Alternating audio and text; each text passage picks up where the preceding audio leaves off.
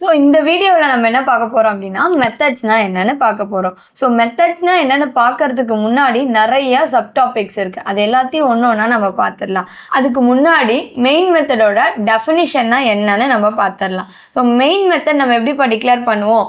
So public static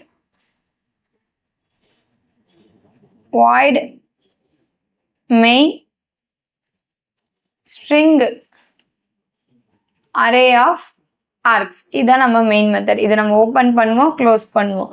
அப்போ so public அப்படின்றது என்ன அப்படின்னா இது ஒரு அக்சஸ் மாடிஃபையர்னு சொல்லுவாங்க.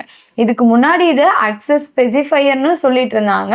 ஸோ ஆனால் நம்ம அதை இப்போ என்ன டிஃபைன் பண்ணுவோம் அப்படின்னா அக்சஸ் மாடிஃபையர்னு சொல்லுவோம். ஸோ எதுக்காக அக்சஸ் மாடிஃபையர் அப்படின்னா அக்சஸ் மாடிஃபையர்ன்றது ஒரு விசிபிலிட்டி அப்படின்றது ஸோ அது எங்கெங்கெல்லாம் தெரியணும் அப்படின்றதுக்காக கொடுக்கறதா என்ன அப்படின்னா அக்சஸ் மாடிஃபையர். ஸோ அது என்ன விசிபிலிட்டி அப்படின்னா அது எங்கெங்கெல்லாம் நம்மளால கால் பண்ண முடியணும் அப்படின்றது தான் இங்கே நம்ம விசிபிலிட்டின்னு சொல்கிறோம். ஸோ இப்போ ஜேவிஎம் வந்து டைரக்டா இந்த மெயின் மெத்தடை கால் பண்ணணும் அப்படின்றதுக்காக தான் இது பப்ளிக்காக இருக்குது.